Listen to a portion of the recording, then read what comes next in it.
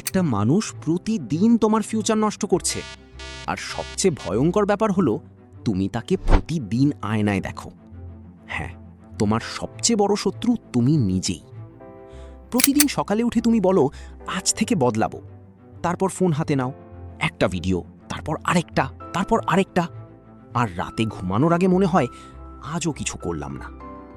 যদি তুমি এই ফিলিংটা চিনে থাকো তাহলে এই ভিডিওটা তোমার জন্য, কারণ আজকের এই 3টে কথা তোমার চিন্তা ভাবনাই বদলে দিতে পারে। একটু অনেস্ট হয়ে উত্তর দাও। কতবার বলেছো আগামীকাল থেকে সিরিয়াস হব? কতবার নতুন শুরু করেছো? আর কতবার মাঝপথে থেমে গেছো? সমস্যাটা মোটিভেশনের না, সমস্যাটা মাইন্ডসেটের।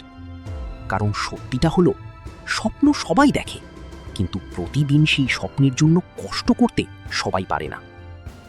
আজ আমি তোমাকে এমন 3টে কথা বলবো যা শুনতে সিম্পল, কিন্তু বুঝতে পারলে জীবন বদলে যেতে পারে।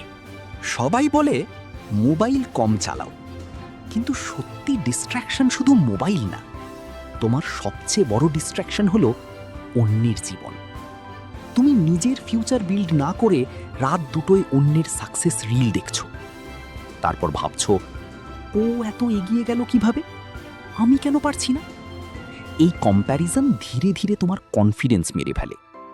আর শুধু সোশ্যাল মিডিয়া না, অযথা আড্ডা, টক্সিক রিলেশনশিপ, ব্রেকআপ নিয়ে সারাদিন ভাবা, এসব জিনিস খারাপ না, কিন্তু যখন এগুলো তোমার সময়, ফোকাস আর এনার্জি খেয়ে ফেলে তখন এগুলো পয়জেন হয়ে যায়।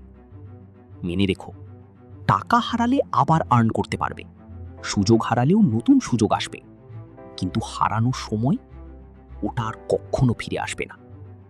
তাই ডিস্ট্র্যাকশন মানে শুধু ফোন বন্ধ করা না, ডিস্ট্র্যাকশন মানে যে কোনো জিনিস যেটা তোমাকে তোমার লক্ষ্য থেকে দূরে সরিয়ে দেয়।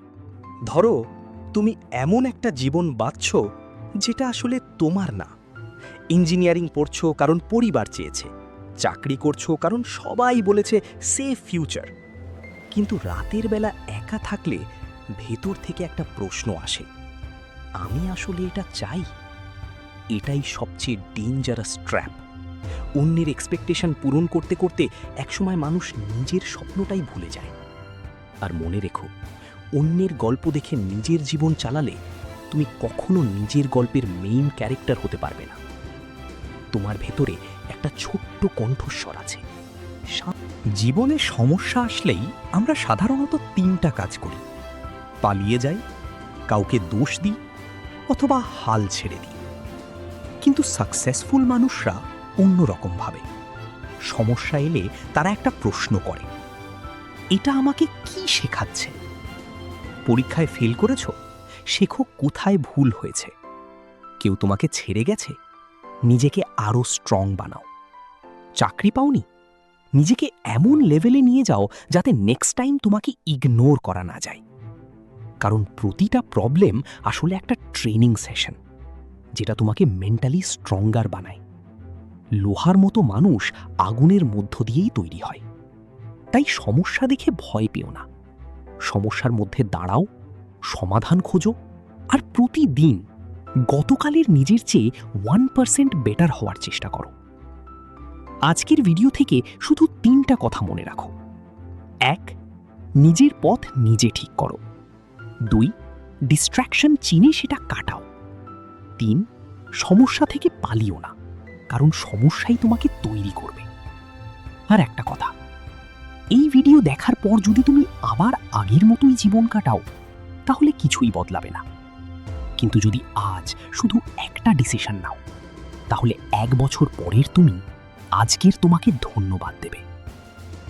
যদি ভিডিওটা তোমার মনে একটু আঘাত করে থাকে তাহলে একটা লাইক দাও, আর সেই বন্ধুর সাথে শেয়ার করো যে ভেতরে ভেতরে হেরে যাচ্ছে। সাবস্ক্রাইব করো, কারণ এখানে শুধু মোটিভেশন না, মাইন্ডসেট বদলানোর কথা হয়। দেখা হবে পরের ভিডিও।